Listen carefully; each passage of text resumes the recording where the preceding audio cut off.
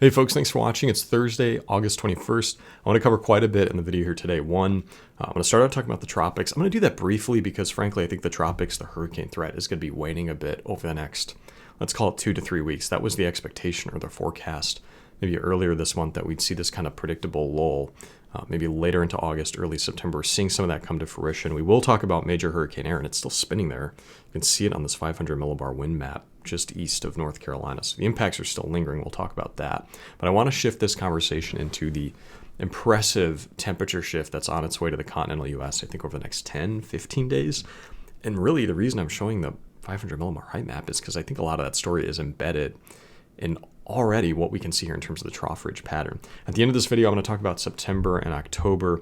Eric talked about the extended forecast, some of the seasonal forecasts yesterday, how La Nina might play a role. I'm going to try a different approach, maybe using the MJO and analog and see if that can close into at least maybe something of a signal with respect to temperatures and a little bit of precipitation too. So I'm going to dive into it here this morning. I'll start with this 500 millibar wind map. I'm doing this for a reason. One, we can see Aaron very clearly on it, just off the eastern seaboard. But frankly, I'm paying more attention to this clockwise spinning ridge over the southwest. That has returned heat to this area, California, Oregon, and Washington under heat advisories here this morning. And then on Tuesday, this trough that's spinning here over British Columbia and Alberta, that was parked out here over the Pacific. And we talked about how that trough, I should say, was going to ride up and over this ridge.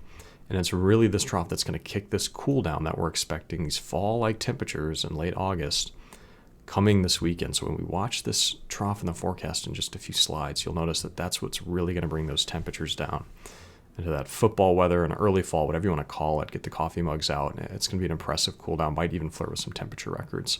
Also keep an eye on this trough in British Columbia, or I should say off the coast of British Columbia in the Gulf of Alaska. This trough's going to stay with us in the forecast. We'll look at this as well for 5, 7, 10 days. And that's going to help to entrench this kind of cooler eastern, central or eastern U.S. pattern. So a lot to look at in terms of the forecast. And then as you can imagine, the precipitation chances are going to be shifting around while we're undergoing this pattern change. Now, speaking of precip, not too much on the radar here this morning. We saw some Canadian prairie precipitation and storms earlier yesterday. If we just look this morning, seeing some of these showers and storms moving through the Dakotas, eastern Montana, far northern Minnesota, seeing some lingering shower activity over the Gulf, maybe over Texas, and then ominously spinning just off Cape Hatteras, the Outer Banks. There is the outer rain bands of Hurricane Aaron, which is still, at least as this morning, a strong Category 2 storm and very expansive. We'll look at just how wide the wind field is, and that prompted some of those mandatory evacuation orders for the Outer Banks with the swells and the storm surge there. If we look at the all hazards map, valid as of this morning, make this a little bigger. In these orange colors here, those are the heat advisories out west, so from Washington, Oregon, Nevada, California, all the way through Southern California. Some red flag warnings as well, where we've seen wildfire activity this year in the southern portion of the state. And then over east in this kind of red color, those are tropical storm warnings. Again, those orders are out for the Outer Banks, and then flood watches up and down the mid-Atlantic coastline because of those outer rain bands for previously Major Hurricane Aaron. Still a Cat 2 here as of this morning.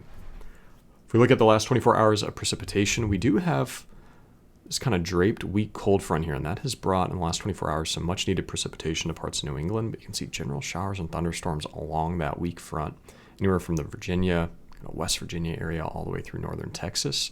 Otherwise fairly dry across a wide area of the continental U.S.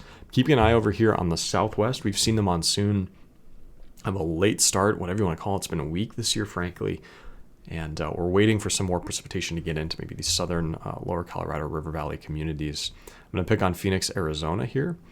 And the average accumulated rainfall typically starts to pick up as we go into July and then August. You see that slope here, that average over the last 20 years. But this year it has been, table-topped.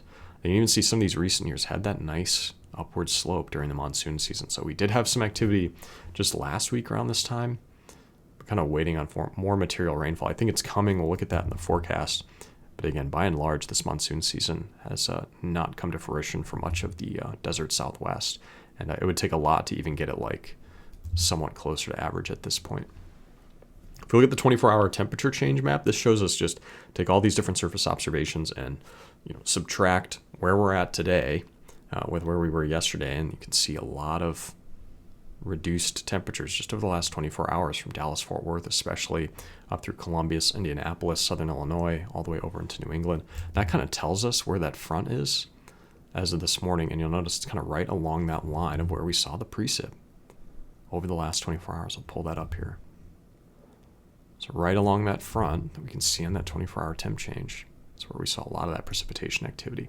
Now that's brought this initial cool down, that's kind of brought the heat out of the area of concern here for much of the Midwest, but actually that fall cool down is much further back here as that trough makes its way over and then dives down into the central and eastern U.S. I do want to jump over and show what was major Hurricane Aaron, I should say, again, weakened to a strong Category 2 at this point. But man, it is a pretty storm. You can see how expansive it is. If we look closely, if we get a little bit critical, you notice it's starting to get a bit asymmetric. And what I mean by that is, let's call it like a line through the middle of the storm here. You'll notice a lot of this thunderstorm, more expansive rain bands are on the north side of it here. There's that cloud shield versus the southern side. That's indicative, the storm's starting to go a little bit extra tropical, but still nonetheless an expansive storm here. You can see there's nice cirrus outflow emanating around it just off the coast of North Carolina here. And I think this is really neat. So this is the National Hurricane Center. They're showing the wind field, the size of the wind field back through time. So when the storm was kind of this early and nascent system just off the Cabo Verde Islands here west of the African coastline, which is like just off the screen here, it was a small, compact system. This is when it was a tropical storm, struggling to develop, and then when it developed quickly into a hurricane, it actually reached this, isn't clear on this wind field, Category 5, the strongest category we have, right about here.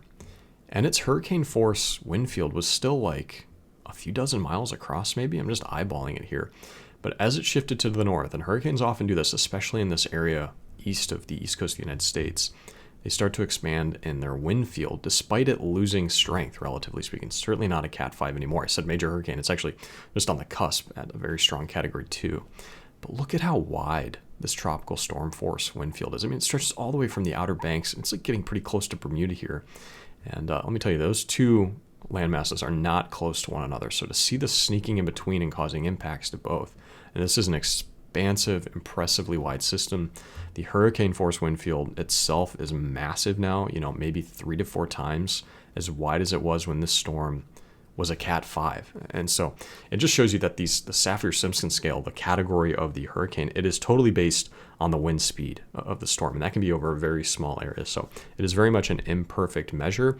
We've thought of these other ways we can measure, the strength of the storm, and none of them, they're all kind of wishy-washy. At least the wind speed gives us a hard number with which to go off of, but it doesn't paint the whole picture. I mean, Sandy was a good example of a storm had tremendous impacts, but wasn't, one of these high-end category systems. And coincidentally, Aaron is kind of a similar space geographically, showing off this expansive wind field. But I mentioned I'm not going to spend too much time in the tropics here because fortunately major Hurricane Aaron, now this cone, the track taking it quickly out to sea, still have tropical storm watches for the mid-Atlantic coastline here. But predictably over the next kind of 3 days, that surf and the rip current threat is going to wane. But it does continue as we go into the early part of the weekend here. We are watching some 3 areas, maybe the National Hurricane Center, keeping an eye out in the central Atlantic. This system here actually has a decent chance of developing into a named storm, which would be, at this point, Fernand is the next on the list, but it's expected to move to the north. Most, if not all, forecasts take it maybe close to the island of Bermuda, which we'll have to watch it closely if it develops further, but keeping it away from land, away from our area of concern in the forecast. These systems behind it don't have a great chance of developing into a system right now. This one, if it does kind of sneak through the Lesser Antilles, gets into the Caribbean Sea, we'll have to keep an eye on it, but not a lot of confidence right now looking at the forecast, so I'm not going to spend too much time on that. I do want to jump back and show the 250 millibars. So this is similar to the map we were looking at earlier, but takes us all the way up to the jet stream. And it does show, here's major Hurricane Aaron spinning off North Carolina, how much heat these storms pump into the atmosphere. And that's really what you're seeing with this expansive system here. All these thunderstorms blowing up, this latent heat being released into the mid and upper levels of the atmosphere. You can see the cirrus outflow. Just so fascinating seeing how far this outflow stretches. I mean, this is off the east coast of North Carolina, and this outflow stretching all the way down to like the Yucatan, to like Central America, and then expanding to the north. It's going to head up toward like Greenland at this point. So these storms are massive. They impact the jet stream in significant ways.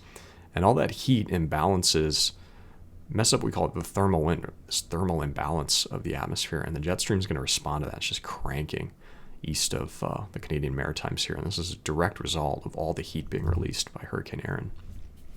I mentioned the National Hurricane Center. There's those 2 areas of disturbances that they're watching. Again, I don't think they're a significant concern right now. The Atlantic kind of becoming generally oppressive, or suppressive, I should say, of Atlantic hurricane activity going through the end of August, early September here. I do want to jump over and shift to the forecast. So we started the video with this 500 millibar wind map. I want to take this forecast out from the ECMWF and look at where that's going to be changing. And we can quickly identify, I'll make this valid here, about 7 a.m. this morning near the recording of this video. There's Hurricane Erin. There's that ridge we saw spinning clockwise over the southwest. That's bringing those heat advisories back to the west. And there's that trough.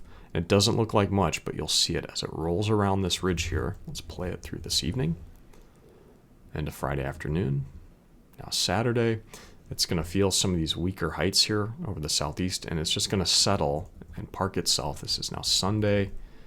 Let's take this into Monday now. And we'll take it now into very early Tuesday morning. And this is just going to bring a ton of this cold Canadian air into the eastern U.S. And it's August 26th in the forecast now. And I use the word cold, and I think that's appropriate. We're talking like high 40s, low 50s for a wide area here. Jacket weather, it's very much going to feel chilly. Again, I think we might flirt with some low temperature records for the day. We'll see if we can some of these stations here. Now, that ridge that was over the southwest, I mentioned this at the beginning of the video, it's starting to push toward the northwest. So as that trough got out of its way, it pushes to the northwest, and now we have this expansive Alaskan Western Canada ridge. We have that trough underneath it. I've taken this forecast out. I mean, we're getting to what, like 5 days at this point, and that little trough that I mentioned at the beginning, it's still here in the forecast. It really hasn't moved that far. And so what we're doing is we're putting a ridge over a trough in this area here, and that's a block, as we call it in the atmosphere. So we have this block here to the west, and that tends to entrench the pattern further to the east. It just so happens that pattern is cooler east, warmer to the northwest, and I think we're going to be lingering with this temperature shift for some time, maybe through the end of the month, even into early September here. And there's going to be some implications to that, the first of which, obviously, temperatures. If you look at those maximum temperatures, it's just forecast from the National Weather Service here today. That weak front, we can find it here through the southeast up into New England, pushing further east and south today. And there's the heat out west, prompting those heat advisories. We continue some of that, moving some of that strong heat out of the high plains here in Montana that we saw yesterday, shifting that a little bit further east. But if I take this forecast into Friday, you'll see a few things happening. One, this heat is going to shift to the northwest as that ridge goes with it. And that trough diving in is going to bring those fall-like temperatures quickly into the central and eastern part of the country. So now Saturday, this triple digits, southwest Oregon, mid to high 90s in central and eastern Washington, maybe even flirting with triple digits in some of the cities here. Heat continues in the Central Valley in the early part of the weekend, continues across the southwest, but starts to wane as we go into Sunday, and that heat stays shifted up into the northwest. But man, look at the cool down and these high temperatures from North Dakota through Indiana, down in the 60s and 70s. And then Monday, diving even further into the low 70s here, now through Kansas, through Oklahoma, getting into the Dallas-Fort Worth area. Look at the cool down over Nevada, California, keeping some of this heat in Oregon, the Willamette Valley, central and eastern Washington. But this expansive cool down now reaching from Maine through the Carolinas, portions of the southeast. Let's get into Wednesday, and now roughly 80%, 90% of the continental U.S. is in on this fall-like cool down. California going over cooler. And again, low to mid 70s across a wide area here. So Sunday, Monday, Tuesday, Wednesday, an impressive cool down. Maybe more impressive is the minimum temperatures. I'm going to take this quickly because the kind of pattern is going to be the same. But look at some of these overnight temperatures. We're talking 40s in Minneapolis, Des Moines, Omaha, low 50s, Chicago getting down into the 50s. This is Tuesday morning. I mean, Monday morning equally cold, and then by Wednesday, this shifting all the way over to the Atlantic with 50s up and down the mid-Atlantic. So an impressive fall-like cool down, very impressive. Get the hot chocolates out. It's got those early taste of fall here. I'm looking forward to it. We've just been socked in with so much heat at times over the middle part of the country that I think it's going to be enjoyable. Now, that colder air mass coming out of Canada, there's a simple relationship in the atmosphere. Warm air can hold more water. So cold air isn't able to hold quite as much moisture, and all else equal, that tends to dampen down some of the precipitation chances when we bring in some of this colder air out of Canada. So take this forecast for precipitation in through this afternoon. That front making its way all the way to the Gulf Coast. See the precipitation showers and storms lingering along that. There's this low pressure system associated with this trough now ejecting off the Canadian Rockies. Maybe bringing some showers and storms through along this more. It's funny, when we get into winter, we call this front here the polar front, and we call this one the Arctic front. And you heard that hesitation. I can't call it an Arctic front in August. And that's what it looks like to me, this kind of Arctic front moving through the Minneapolis, Sioux Falls area as we go through this evening with some showers and storms, maybe not expected to be potent at all given the cooler temperatures. Take this in through Saturday evening, and it's actually right about there. So the cooler temperatures coming in behind it. Seeing some precipitation start to pick up back up over the Four Corners region, continuing the southeast over Florida. And now that front reaches the Appalachias on Sunday afternoon. Some chances for precipitation while behind it over the Central Plains. And you can see areas of Ontario and Quebec seeing precipitation, widespread cloud cover from this low pressure system here. Maybe some of this lingering weekly as backside showers over the upper Midwest. But then we get out into Monday of next week. We're cold through this area here. At least let's call it very cool. And we're seeing precipitation pick up here over the Four Corners, the desert Southwest, because that ridge is starting to expand to the north. As the heat increases here, it's going to help draw up some moisture from both oceans in this corridor here. And then you can see by Monday afternoon, storm chances increase across Colorado. Seeing this corridor stay wet in the forecast. Kansas, Oklahoma, this is that, as this trying to trough settles in here, it's getting some flow backed up into the central and southern plains here. We'll look at that in the 7-day anomalies. But even getting out into Tuesday, look at there's a few different behaviors or like personalities of monsoon activity. Some of it stays up in the high desert. Some of it's a little bit favorable for New Mexico, which it's been this year. But we're starting to get it expansive enough that it's getting into some of these low deserts, the lower Colorado River here.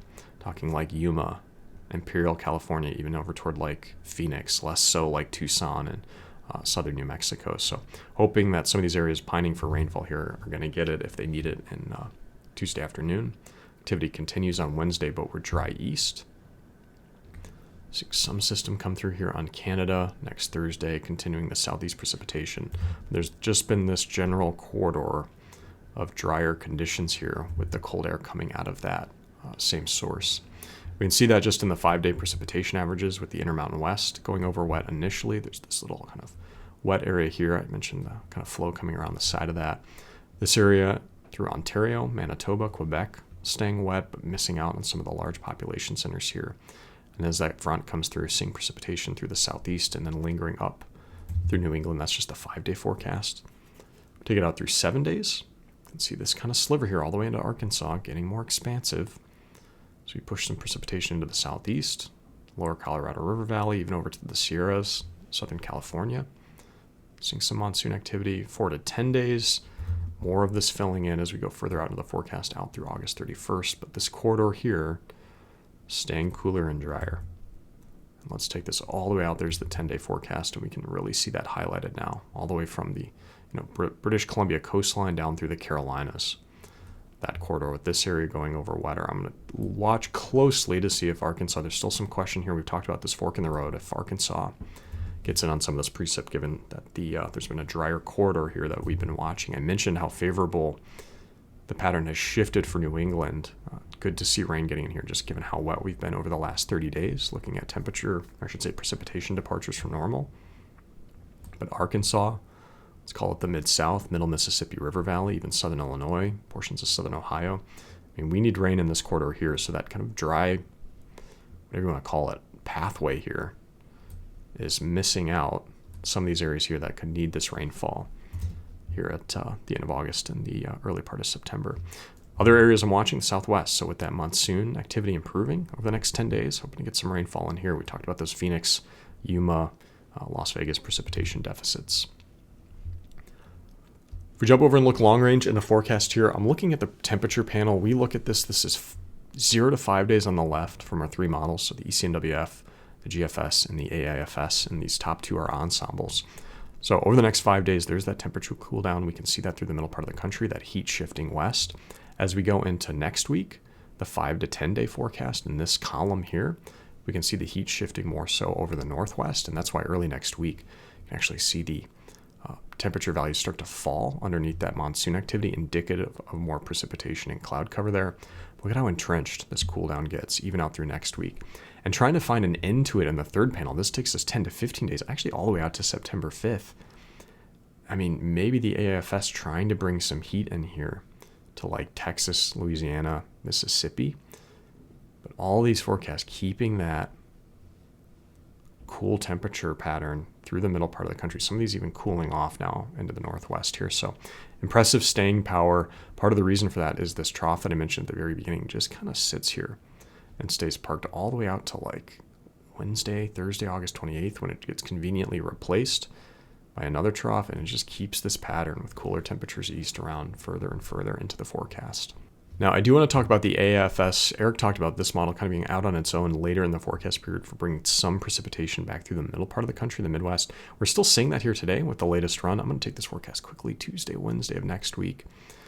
And you'll see that as I get to like Sunday, August 31st, that it starts to build some ridging back into Texas and Louisiana. We saw that in the 10 to 15 day forecast.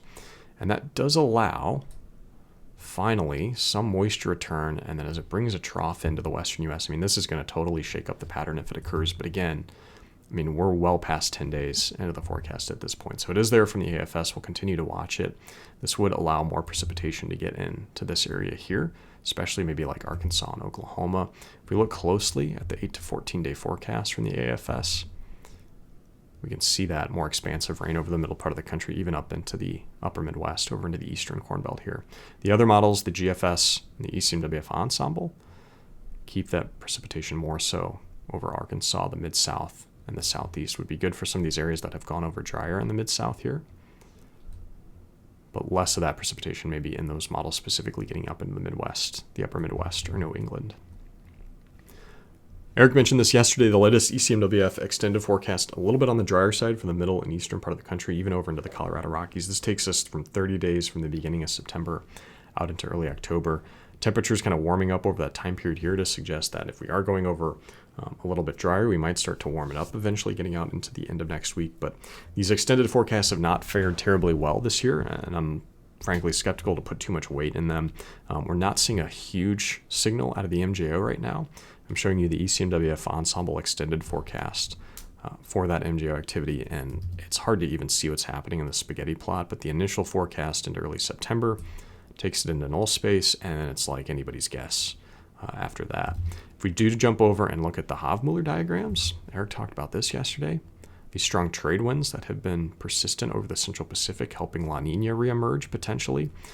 They do start to shift a little bit toward the Western Pacific, maybe over Indonesia. That could bring some rising air and convergence here over the Indian Ocean. And that would maybe help us to get into phases like 2 or 3 as we go out into the month of September. And just being that that's the only like reliable signal, I really see it with respect to the MJO right now. I pulled up, let's do phase 3 for early September here, just as looking at the analogs. And we actually see that trough here over the central and eastern part of the country. So that might even reaffirm some of these long-range forecasts out, 10 to 15 days, takes us out through September 5th, that keep this cool weather around for the first part of September. So it's at least one signal here. But again, that MJO signal, that forecast from ECMWF, I just showed you, it's not strong in any one way right now, so I can't put too much weight into it.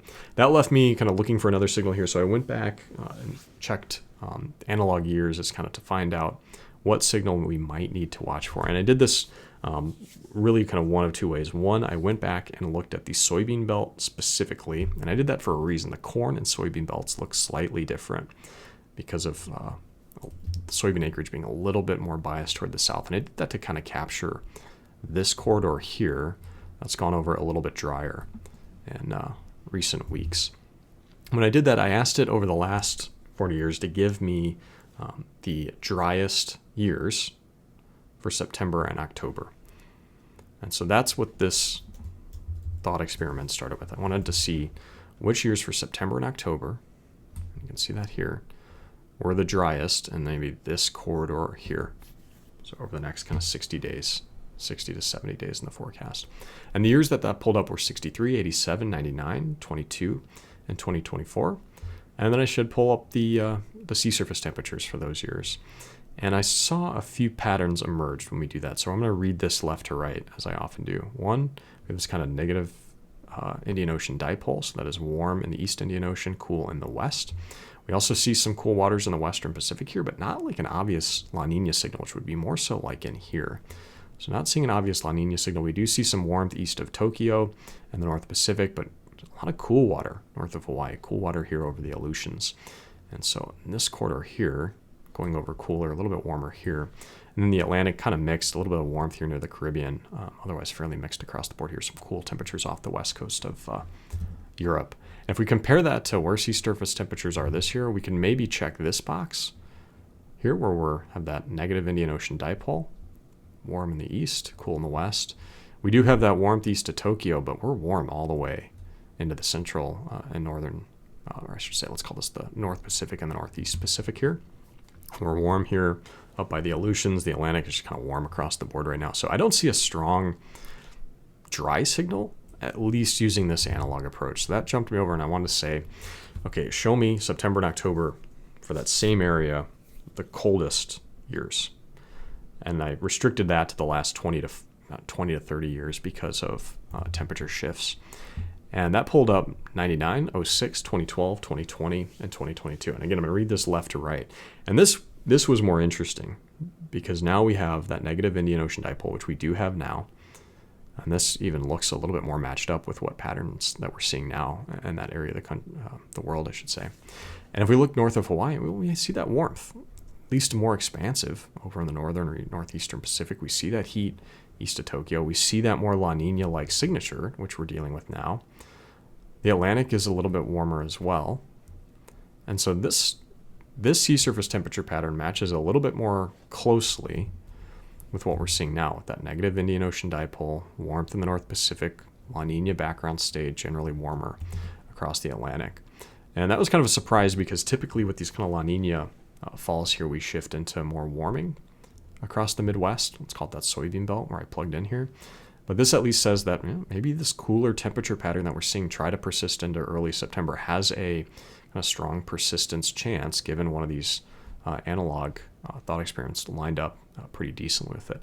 We're not seeing the same support for precipitation in fall and kind of given the lack of signal from MJO, but really the only kind of strong signal I can see if phase 3 were to linger further into September is, well, there is a trough here over the Midwest. So perhaps a few points for September and October shifting a little bit cooler than we initially thought, at least using this approach. I'm going to leave it there today. Eric will talk with you all tomorrow. I'm hoping that we have the latest Climate Prediction Center, their monthly update for September. That'll help us kind of piece that together into what we talked about this week, and then their 3-month outlook for the rest of fall as well. As for today, thanks for watching.